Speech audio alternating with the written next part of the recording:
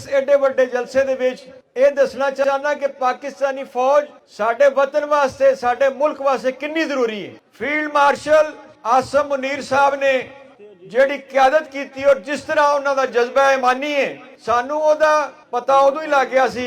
78 सालों की तुसीं तारीख देख लो, बड़ियां जंगां होईयां, कदे इंडिया जित गया ते कदे असीं आखिया असीं जित गए हां, लेकिन जिहड़ा स्वाद 4-5 महीने पहला 9-10 मई नूं आया अज तक इन्ना स्वाद नहीं आया जिन्ना इंडिया नूं असीं अल्लाह ताला दे फजल नाल एक किस्म दा दुनिया दे विच जलीलो ख्वार कर दिता है।